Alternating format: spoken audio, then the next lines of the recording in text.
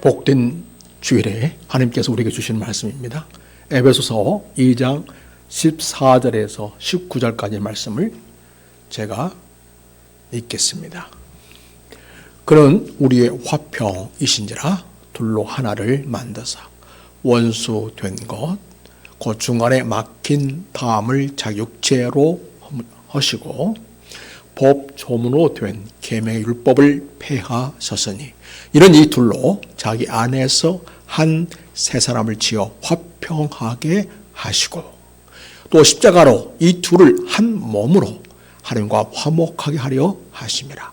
원수 된 것을 십자가로 소멸하시고 또 오셔서 먼데 있는 너희에게 평안을 전하시고 가까운 데 있는 자들에게 평안을 전하셨으니 이는 그로 말미암아 우리 둘이 한 성령 안에서 아버지께 나아감을 얻게 하려 하심이라. 같이 읽겠습니다. 그러므로 이제부터는 너희는 유인도 아니요 나그네도 아니요 오직 성도들과 동일한 시민이요 하나님의 권속이라. 아멘. 오늘날은 세계 구석구석에서 일어나는 일들, 그러한 곳들을 마치 시골의 한 마을에서 일어나고 있는 것처럼, 우리 시골 한 구석에 있는 것처럼 그렇게 우리가 볼 수 있습니다. 그래서 세계 곳곳에서 일어나고 있는 일들 안방에서 다 볼 수 있고요. 그래서 일명 지구촌 시대다 이렇게 이야기합니다.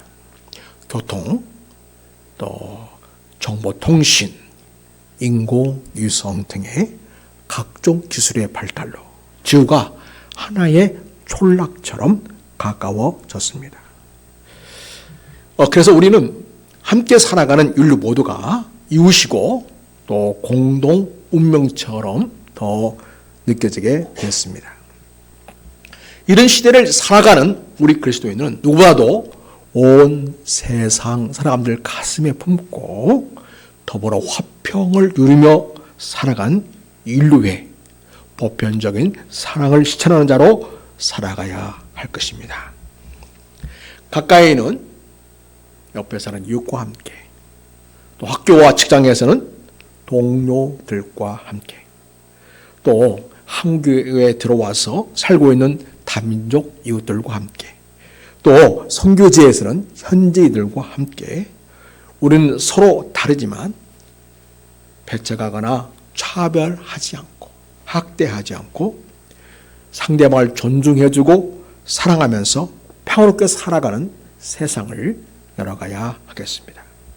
또 우리들의 삶의 자리들을 소중히고 또 자연을 소중히며 사랑해야 하겠습니다. 그래서 오늘 본문을 중심으로 예수님의 열어놓으신 길을 따라 화목하는 삶이라는 말씀의 제목으로 함께 은혜를 받겠습니다. 예수님은 우리들을 그렇게 살게끔 길을 열어 놓으셨습니다. 예수님은 서로 다른 둘을 하나로 만드시려고 그 중간에 막힌 담을 자기 육체로 허무셨습니다. 14절 보겠습니다. 14절을 보면 그럼 우리의 화평의 신이라 둘로 하나로 만드사 원수인 것 그 중간에 막힌 담을 자기 육체로 하시고. 네, 그렇습니다. 예수님은 주의 허물로 죽은 인생들을 위해서 기꺼이 자기 몸을 십자가에 내놓으셨습니다. 예수님은 인류가 지금까지 쌓아왔던 막힌 모든 담들을 가슴에 품고 자기 육체를 십자가에서 찢으셨습니다. 하나님과 인간 사이에 담을 허물었습니다. 여러분, 그것을 히브리서 10장 20절 말씀이 잘 보여주고 있습니다. 우리가 같이 말씀 한번 보겠습니다. 그 길은 읽습니다. 시작. 그 길은 우리 위하여 휴장 가운데 열어놓으신 새로운 살 길이요 휴장은 곧 그의 육체니라. 우리 예수님은 인간이 하나님께 나아갈 수 있는 길, 그리고 인간이 인간과 더불어서 함께 나아갈 수 있는 길을 십자가에서 당신의 육체를 찢으심으로써 열어 놓으셨습니다. 또한 여러분, 우리는 함께 나아감으로 만물을 충만케 하는 교회로 세워졌습니다. 하나님은 십자가에서 죽으시고 부활하신 예수님을 만물 위에 교회의 머리로 세우셨습니다. 하나님은 만물을 예수님의 발 아래에 복종하게 하셨습니다. 예수님은 교회를 통해 만물을 다스리시고 만물을 충만케 하십니다. 에베소 2장 21절 22절 말씀을 같이 보겠습니다. 같이 있습니다. 모든 통치와 권세와 능력과 주권과 이 세상뿐 아니라 온 세상에 일컫는 모든 이름 위에 뛰어나게 하시고 또 만물을 그의 발 아래에 복종하게 하시고 그를 만물 위에 교회의 머리로 삼으셨느니라. 네, 교회의 머리신 우리 예수님은요 만물을 충만하게 하십니다. 이 3절 봅니다. 이 3절 보면 같이 말씀을 읽겠습니다. 교회는 그의 몸이니 만물 안에서 만물을 충만하게 하시는 이의 충만함이니라. 예, 그렇습니다. 만물 충만케 하시는 만유에 주신 예수님께서는요 교회를 통해서 만물 충만케 하신 역사를 이루어 가신다는 것입니다. 따라서 교회는 예수님의 몸으로서 만물 안에서 만물을 충만하게 하시는 예수님의 충만함으로 온 세상을 가득하게 할 역할이 주어졌습니다. 교회는 세상의 담들을 다 허물고 예수님이 열어놓으신 길을 둘로 하나를 만드신 길에 인간이 함께 나아가게 함으로써 만물을 충만케 하십니다. 그래서 교회는 예수님의 몸으로서 만물을 충만하게 하는 역할 공동체입니다. 따라서 교회는 인류가 화평하며 나아갈 수 있는 일에 주도적인 역할을 해야 하겠습니다. 교회가 만물을 충만케 하고 세상을 화평하게 하는 일을 맡았는데 예수님 안에서 새롭게 난 사람을 통하여 우리 예수님은 그 역사를 이루어가게 하십니다. 여러분 11절과 12절 한번 보도록 하겠습니다. 그러므로 생각하라.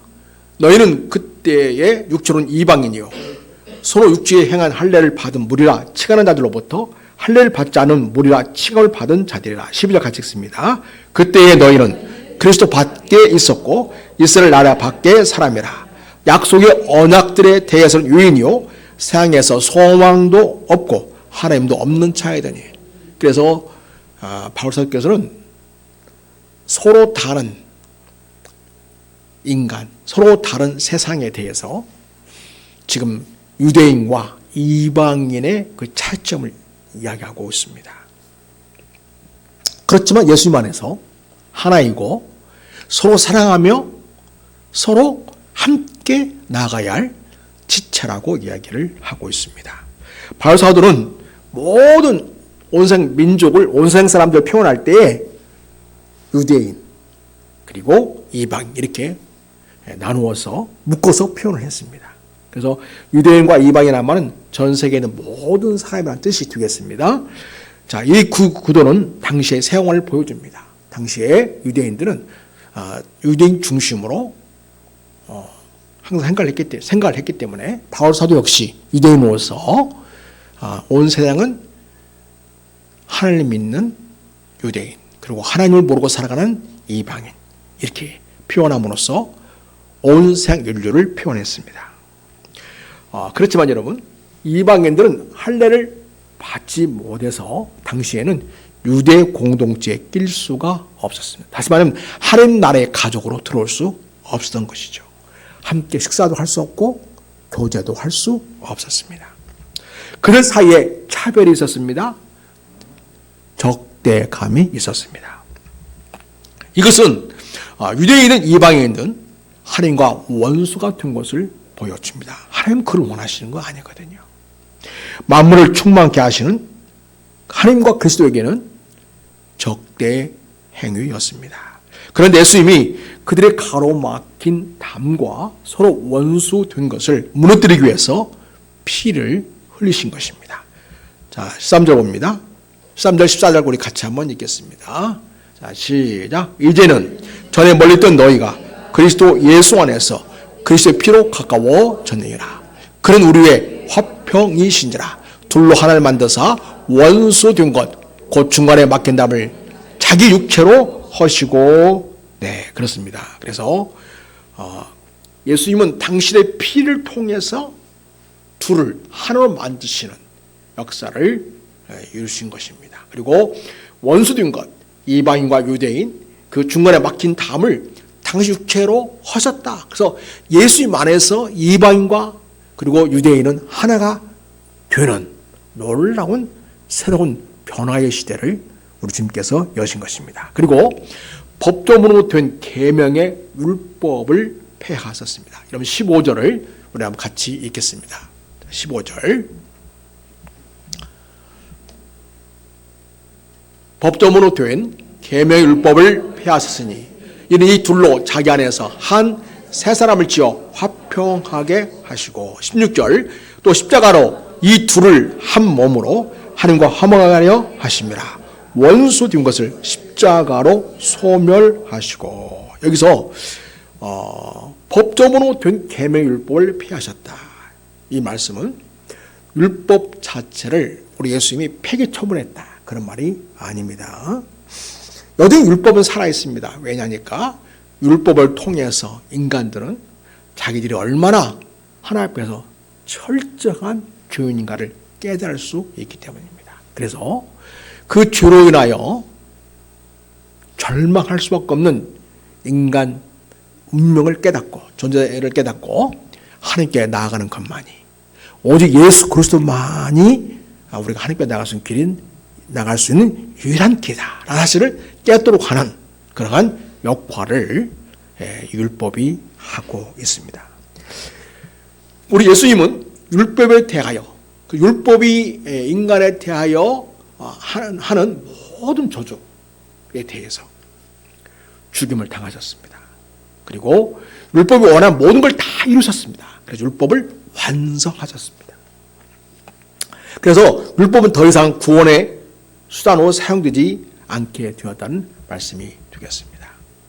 예수님을 믿지 않던 과거에는 서로 원수가 되어 서로 반목했던 그 둘 사이가 이제는 예수의 십자가를 통해서 한 몸이 되어서 이제는 하나님과 화목한 자들이 되었습니다.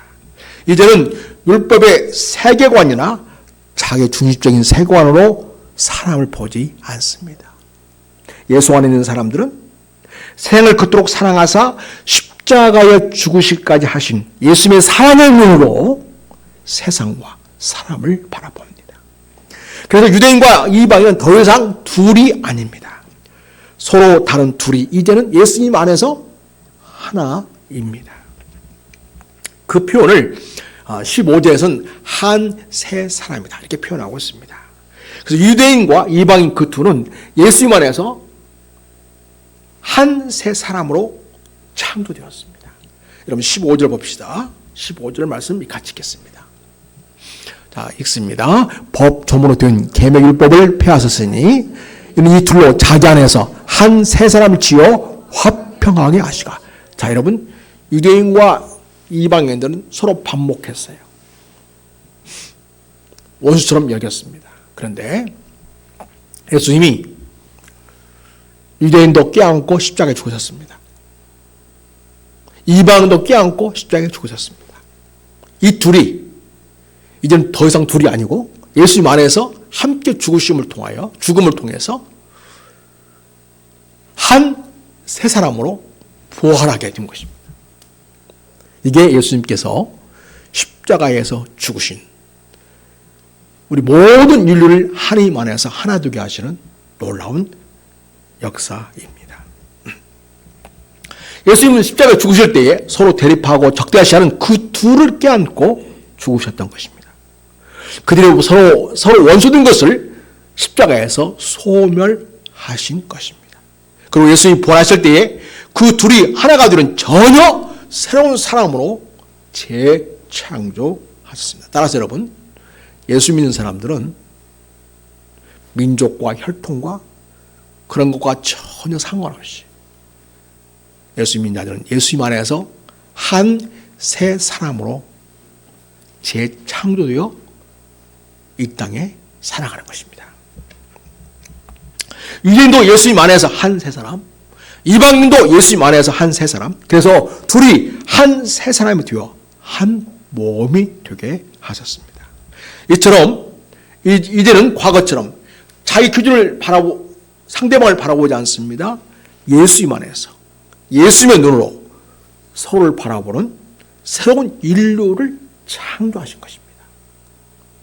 그 한 세 사람은 하나님과 화평하고 또 인간들과 서로 화평하는 새로운 인류 사회를 세우는 그런 새 인류로 창조되어서 예수님 안에서 거듭나게 된 것입니다. 예수를 믿고 새 사람이 된 사람이 바로 오늘 본문에 말하는 그 한 새 사람이 된 것입니다. 그 한 새 사람은 평안을 전하는 사람입니다. 그래서 예수를 믿고 새 사람이 된 자는 반목이나 대결이 아니라 평안을 전하고 평안을 함께 이루어가는 사람으로 살아가게 됩니다. 오늘 본문 17절에 한번 같이 보여주시겠습니까? 17절. 자, 같이 읽겠습니다. 시작. 또 오셔서 먼데 있는 너희에게 평안을 전하시고 가까운 데 있는 자들에게 평안을 전하셨으니, 이 말씀은요, 바울께서 이사야에 있는 57장 19절 말씀을 여기에서 인용해 쓰고 있는 것입니다. 여러분, 그래서 우리가 이사야 57장 19절이 있는 그 본문으로 한번 들어가 보도록 하겠습니다. 이사야 57장 19절 말씀을 보겠습니다. 같이 읽어보겠습니다. 입술의 열매를 창조하는 자 여호와가 말하노라. 먼데 있는 자에게든지 가까운 데 있는 자에게든지 평강이 있을지어다 내가 그를 고치리라 하셨느니라. 예, 여기서 먼데 있는 자에게든지 가까운 데 있는지 평강 있게 한다고 말씀하고 있죠. 자, 그런데 여기서는 엄밀히 말하면 가까운 데 있는 자에게든지 먼 데 있는 자에게든지, 여기서는 이방인과 유대인을 가리킨다고 보다는 오히려 유대인이 그 당시에 다른 나라의 지배를 받으면서 먼 나라로 말하면 옮겨졌잖아요. 강제적으로. 또 가까운데 또 팔estin 지역에서 사는 유대인도 있고요. 그렇게 먼저는 유대인들의 그런 다시 회복을 약속하는 하나님의 말씀을 두겠습니다. 자, 그런데 여러분, 오늘 본문에서는 이것을 가져와 가지고 더 의미를 확장하고 있는 것이죠. 그래서 먼데 있는 사람은 이방인을 가리키고 가까이 있는 사람들은 유대인을 가리켜서 유대인이나 이방인이나 하나님의 평화를 경험하며 살아가는 새로운 삶의 공동체를 이루어갈 것을 바로 사도는 이사야 말씀을 더 넓혀서 확장해서 지금 해석을 하고 있는 것입니다. 여러분, 이사야 50장 그 말씀 있는 곳을 다시 한번 가보겠습니다. 거기에 무슨 말씀 하고 있는지, 어떤 말씀 하시면서 이야기를 하고 있는지 한번 보도록 하겠습니다. 15절 우리 같이 읽겠습니다. 시작. 지극히 존귀하며 영원히 거하시며 거룩하다 이름하는 이가 이같이 말씀하시되 내가 높고 거룩한 곳에 있으며 또한 통회하고 마음이 겸손한 자와 함께 있나니 이는 겸손한 자의 영을 소생시키며 통회한 자의 마음을 소생케 하시며, 여기서 하나님 어떤 분이세요? 지극히 존귀하신 분, 영원히 거하신 분이죠. 거룩하신 하나님이시죠. 그런데 그 하나님은 어떤 사람을 좋아해요? 통회하고 마음이 겸손한 자와 함께한다 말씀하고 있죠. 그리고 겸손한 자의 영을 소생한다고 말하고 있죠. 통회한 자의 마음을 소생시키신다, 회복하신다는 거죠. 그러니까 이 말은 거꾸로 말하면 지금 이스라엘 민족의 상태는 어떻습니까? 영적으로 죽어 있는 상태라는 것이죠. 그들을 살릴 것을 지금 예고하고 있는 거예요. 자, 16절 보겠습니다. 같이 읽습니다.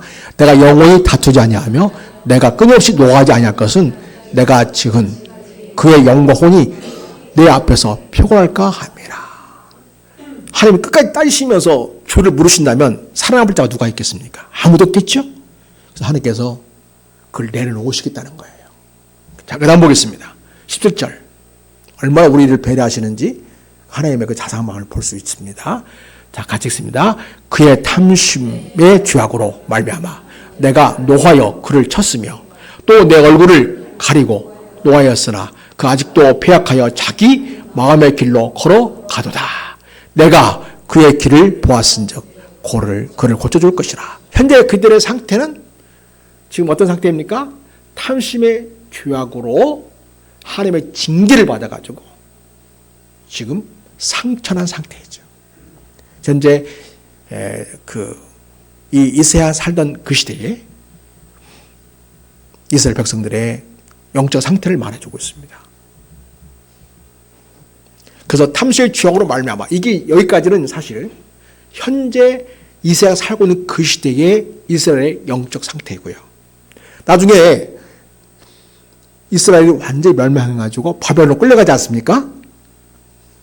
이제 거기서부터 하나님께서는 그게 바로 그게 친 것이죠. 쳐가지고 그 바벨론에서 그들이 회개하고 하나님과의 새로운 관계를 맺으며 살아갈 수 있게끔 하나님 그들을 고치겠다는 거죠. 그런 과정을 얘기하고 있는 것입니다. 그리고 그가 아직도 패역하며 자기의 마음의 길로 걸어가도다. 그래서 아직은 그러니까 이새야가 이 말씀을 하실 때 그 당시에는 이스라엘이 완전한 회개나 새로운 삶의 모습이 아니었다는 거죠. 그러나 하나님은 18절에 미리 약속하시죠. 아직 회개하지 않고 있어요. 회개하게끔 우리 하나님께서는 자비롭게도 동기부여를 하고 있는 거예요. 내가 너희를 고쳐줄 거야. 그러니 너희들이 마음을 고치고 패악한 길에서 돌아서고 하나님 기뻐하시는 거룩하고 하나님의 말씀에 순조로운 삶을 살아야 한다. 그래야 너희들이 진정으로 회복할 수 있다. 이 약속하시는 거죠. 자, 그 다음 보겠습니다. 17절, 19절인가요? 자, 17절 보겠습니다. 17절. 그 위에. 여기 보았군요.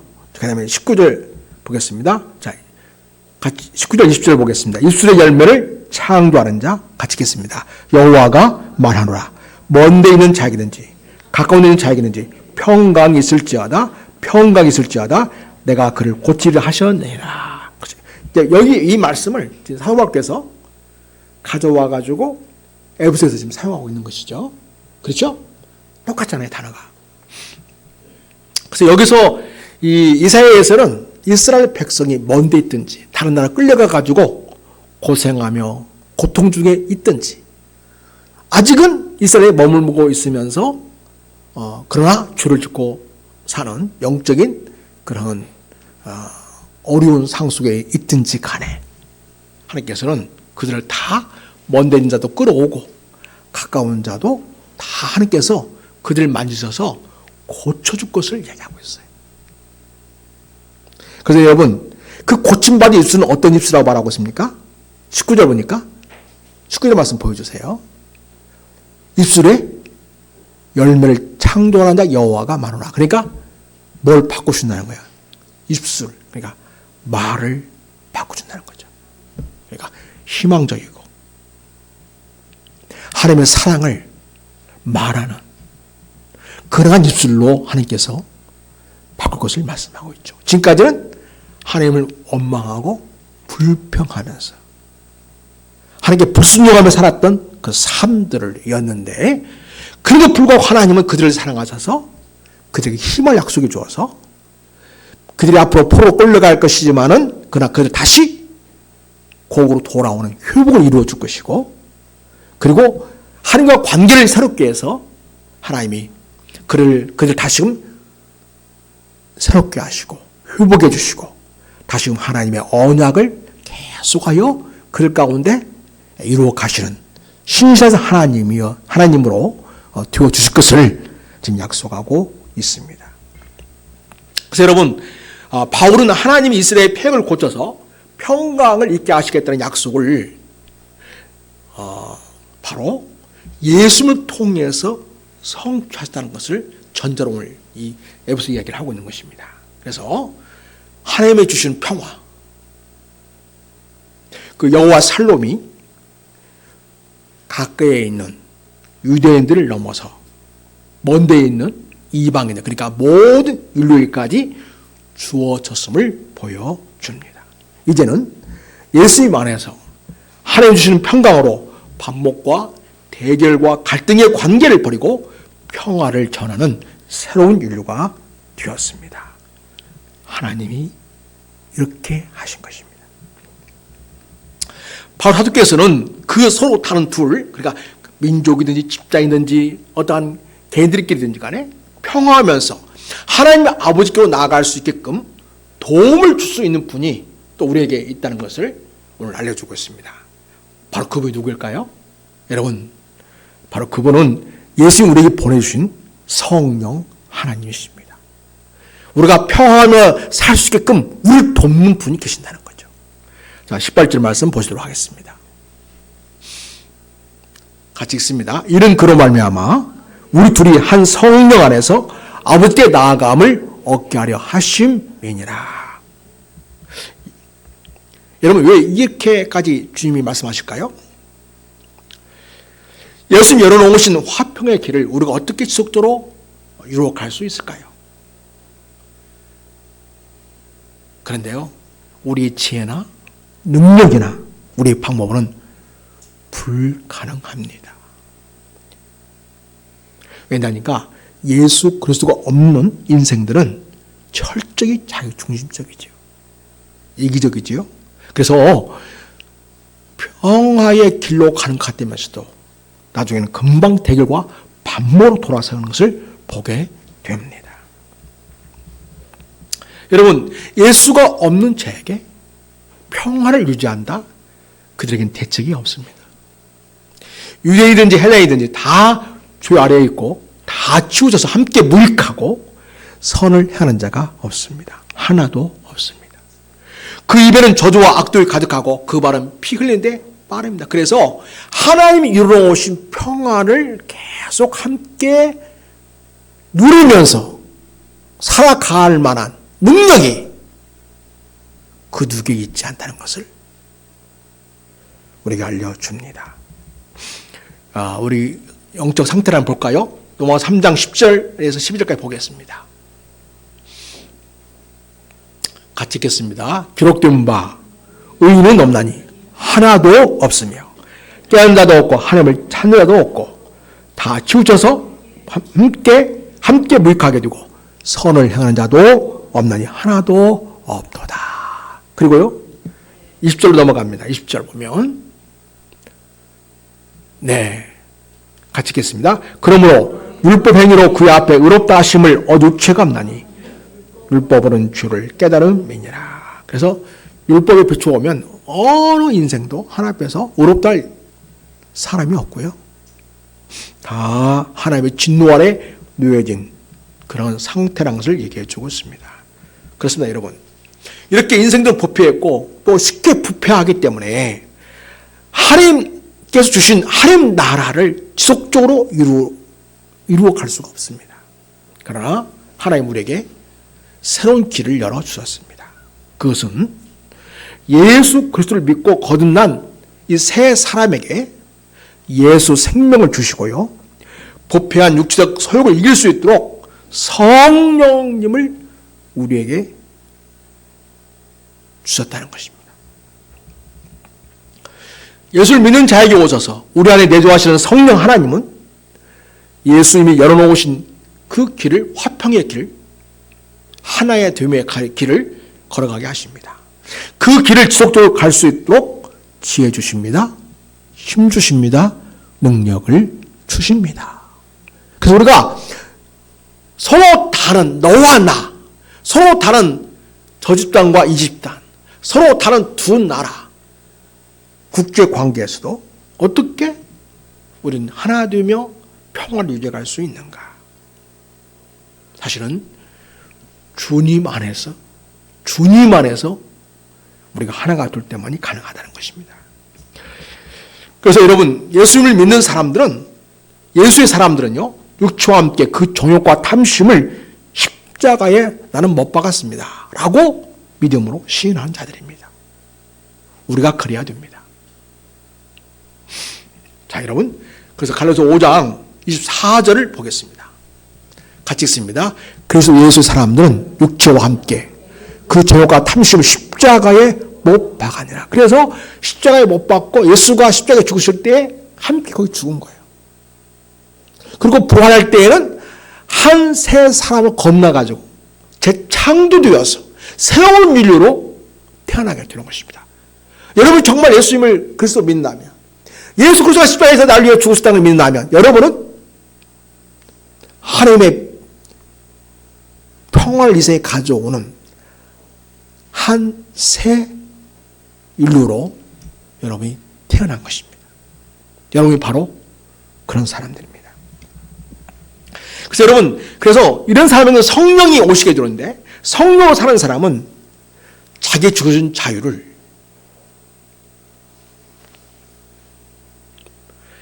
오직 사랑으로 섬기는 일에 사용하기를 좋아합니다. 그래서 여러분, 갈라디아서 5장 말씀을 보도록 하겠습니다. 갈라디아서 5장 말씀 보겠습니다. 13절 14절 같이 읽습니다. 시작. 형제들아, 너희가 자유를 위하여 부르심을 입었으나 그래 그 자유로 육체의 교회를 삼지 말고 오직 사랑으로 종 노릇하라. 온 율법은 내 사랑하기를 내 자신같이 하라 하신 말씀에 한 말씀에서 이루어졌나니. 그래서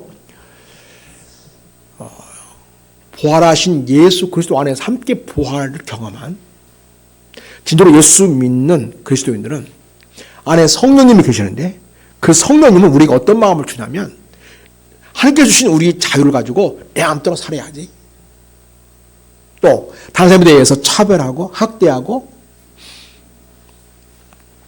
그렇게 하지 아니하고 사랑으로 종노릇하는 삶, 사랑하는 것을 기뻐하고 즐거워하고 행복하게 여기고 감사하게 여기는 그런 사람으로 살아가게 하신다는 것입니다. 그래서 우리 주님께서 내 이웃 사랑하기를 네 자신같이 하라는 말씀에서 우리를 통하여 그러한 역사를 이루어가기를 하나님이, 예수님이 기대하고 있다는 것입니다. 또 여러분, 성령이 우리 안에 계시지 않습니까? 성령님이 우리 안에 살도록 우리가 성령님을 인정하고 성령님을 그렇게 우리가 모신다면 우리 또한 성령으로 행하게 된다는 것입니다. 자, 여러분, 성령님 우리 안에 가만히 계시는 게 아니라 우리 안에 살고 계시죠. 그런데 우리가 성령을 따라 성령으로 살면 우리가 성령으로 행하게 된다는 것을 성경은 알려주고 있습니다. 갈라디아서 5장 말씀을 보도록 하겠습니다. 같이 읽습니다. 만일 우리가 성령으로 살면 또한 성령으로 행할지니 헛된 영광을 구하여 서로 노엽게 하거나 서로 투기하지 말지니라. 예, 성령의 사람은 헛된 영광을 구하지 않습니다. 서로 노엽게 하지 않습니다. 서로 투기하지 않습니다. 서로 사랑합니다. 서로 섬깁니다. 서로 화평합니다. 그래서 그리스도 안에서 재창조된 새로운 인류, 하나님의 자녀로서의 평안을 누리며 살아갑니다. 여러분, 우리 이웃은 누구일까요? 예수님은 이웃의 한계를 정하지 않았습니다. 예수님은 자신을 미워하는 자까지 이웃이라고 생각하고 모든 이에게 인류애와 보편적인 사랑을 전했습니다. 여러분, 누가복음 6장 말씀을 보도록 하겠습니다. 35절부터 봅니다. 31절부터 보겠습니다. 시작. 남에게 대접을 받고자 하는 대로 너희도 남을 대접하라. 너희가 만일 너희를 사랑한 자만을 사랑하면 칭찬받을 것이 무엇이냐?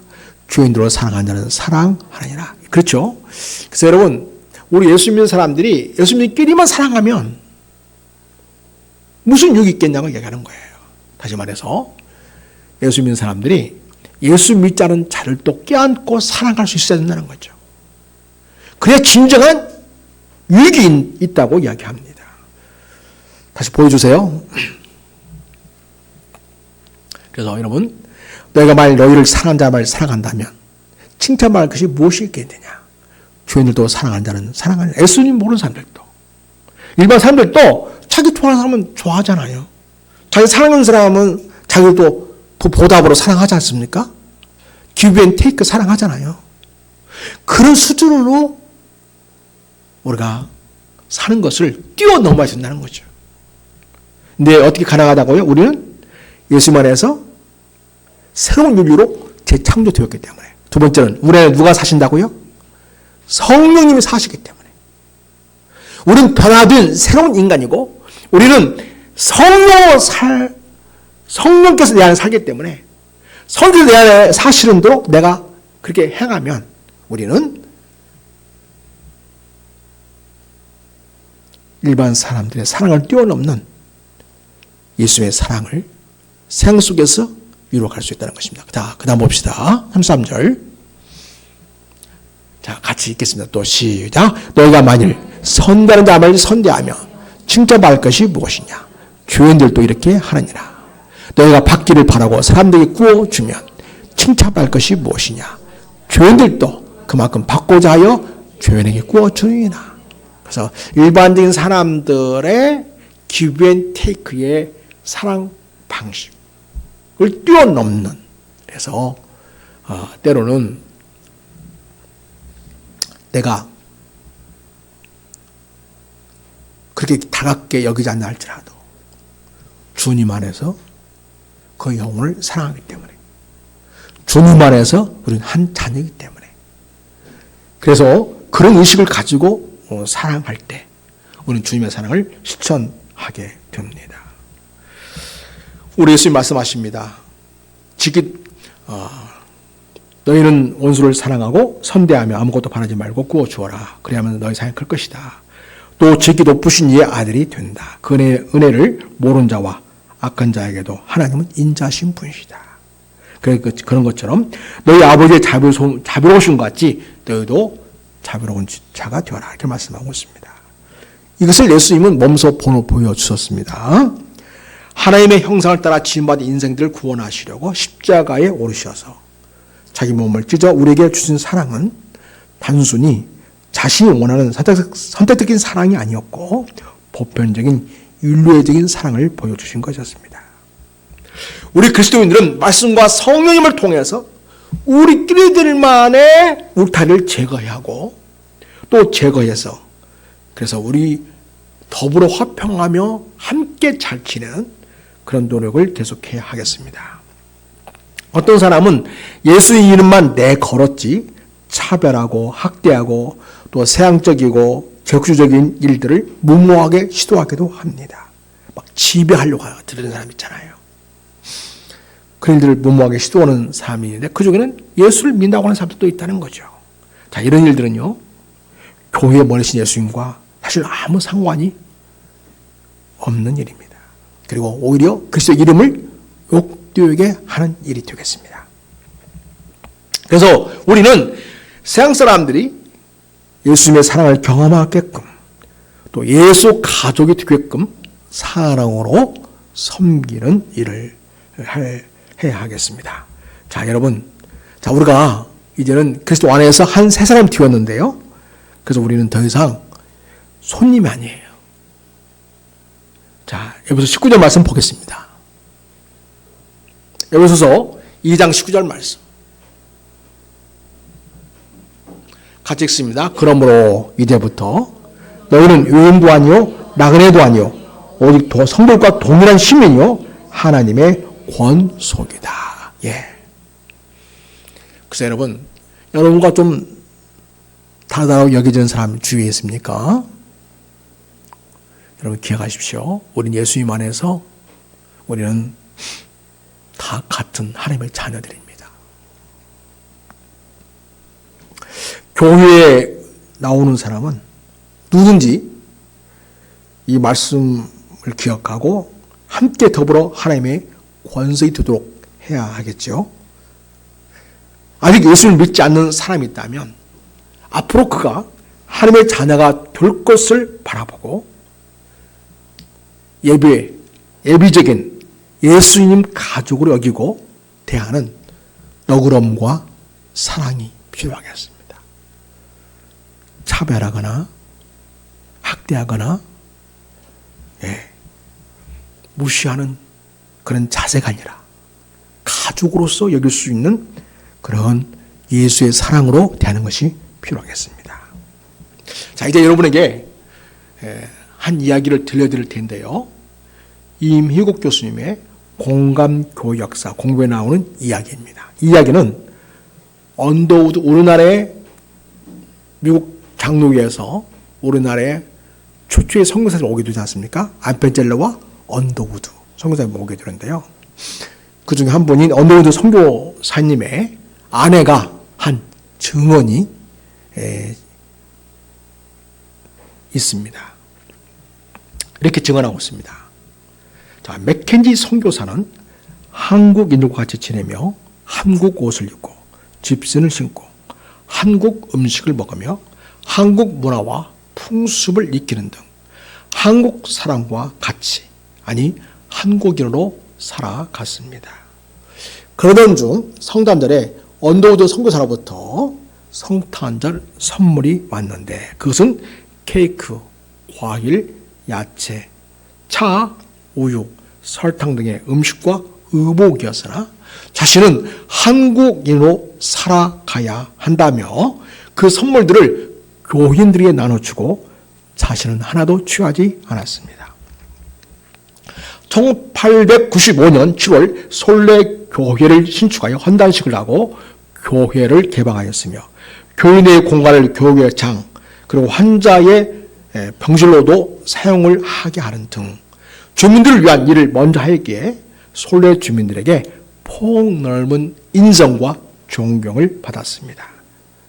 그 당시에 동학군이 솔레 마을을 휩쓸고 지나갔는데 주민들의 보증으로 전혀 해를 입지 않게 되었을 정도였습니다. 여러분, 당시 동학군은 유세를 반대했잖아요. 선교사들을 사실은 싫어했습니다. 그런데요, 주민들이 그 맥킨지 선교사님과 그 교인들은 문제가 없다, 이렇게 보증을 서줬다는 거죠. 그렇게 해서 교회가 지역 주민들에게 시음을 얻고 있었던 것입니다. 그 당시에 대부분 선교사들은 한국에서 서양을 이루고 살았습니다. 자기들의 살던 방식을 그냥 고수하고 살았던 것이요. 언더우드와 아펜젤러는 맥킨지 선교사님의 이야기를 듣고 선교의 방향을 전면 수정합니다. 새롭게 성육신하는 선교 사역을 이루게 됩니다. 예수님이 인간의 몸을 이기 때문에 오셔서 낮아진 몸으로 우리를 섬겨주셨고 사랑했던 것처럼, 그래서 성육신이라고 하죠. 그 예수님의 성육신의 사랑을 몸소 실천하면서 선교할 때 놀라운 선교의 열매가 있게 되었고 봄에 꽃을 피우게 되었습니다. 우리 그리스도인들이 예수님이 열어놓으신 새롭고 산 길을 따라서 하나님의 임재 안에 살아가야 되는데, 이와 같이 낮은 자리로 임하여 세상과 소통하는 방식으로 사랑하며 섬기는 삶은 주님이 열어놓으신 화평의 길을 따라 사는 것이 되겠습니다. 그런 삶은 만물을 충만케 하시는 만유의 주 예수 그리스도의 교회의 머리 되심을 믿음으로 고백하는 것이 됩니다. 우리 그리스도인들은 더 이상 교회 안에서만 통하는 고립된 섬처럼 존재하는 방식으로 살지 않고요, 세상과 소통하며 겸손한 섬김과 사랑으로 열린 하나님 나라를 이루며 살아가야 하겠습니다. 사랑하는 여러분, 요금 6장은 말합니다. 남에게 대우를 받고자 하는 대로 너희도 남을 대접하라. 너희가 만일 너희를 사랑한 자만을 사랑하면 칭찬받을 것이 무엇이냐? 교회도 서로 사랑하느니라 하지 않았습니까? 여러분, 우리가 이 말씀 보았는데 우리가 우리끼리만의 사랑이 아니라 낮은 자를 위하는 그런 사랑을 가지고 이웃들과 세상 속에서 이 사랑을 실천할 때 만유에 주어주신 예수님을 드리는 것이 되고요. 교회를 통하여 만물을 충만케 하시는 그리스도의 역사를 이루는 것이 됩니다. 사랑하는 성도 여러분, 우리들은 예수님의 십자가 사랑을 듬뿍 받은 사람들입니다. 우리는 온 세상에 예수님의 사랑으로 만물을 충만케 하는 일을 이루어 가라고 그렇게 교회로 부름을 받았습니다. 이제는 우리가 하나님의 말씀과 성령님을 따라서 성령 충만하여 우리가 살고 있는 삶의 자리에서 사람이든지 일이든지 또 자연이든지 그 모두를 대할 때 그 예수께서 보여주신 보편적인 사랑을 실천하는 모습으로 사랑을 실천해서 성숙한 그리스도로 살아가는 예수의 사람들이 되시기를 부탁드립니다.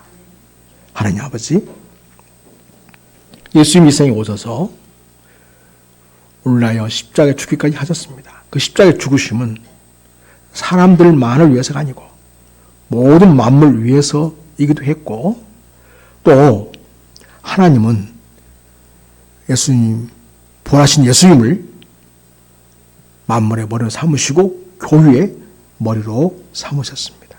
그래서 교회는 만물을 충만케 하는 사명을 부여받았습니다. 우리를 통해서 온 세상이 충만케 되는 역사를 이루어지게 됩니다. 아버지 하나님, 우리 모든 삶의 자리에서 예수 그리스도의 충만함이 우리 이웃 속에, 우리 삶의 자리에, 온 세상 속에 가득하도록 우리 머리 주신 예수님을 따라 몸din 교인 저희들 주님의 사랑으로 사람을 사랑하고 세상을 사랑하고 자연을 사랑하면서 하렘나를 온 세상에 가득하게 이루는 주님의 보편적인 사랑을 실천하는 모든 그리스도인들로 점점 더 성숙한 사랑을 이루어갈 수 있도록 은혜를 주시옵소서. 더욱 주님의 마음을 알고 주님의 뜻을 이 땅에 이루어가는 성숙한 예수의 사람들로 우리가 더 세워지고 온 세상을 그리스도의 충만으로 충만케 하는 역사에 쓰임받는 예수의 제자들이 되게 해주시옵소서. 우리를 사랑하시는 예수님의 이름으로 기도드립니다. 아멘. 찬송가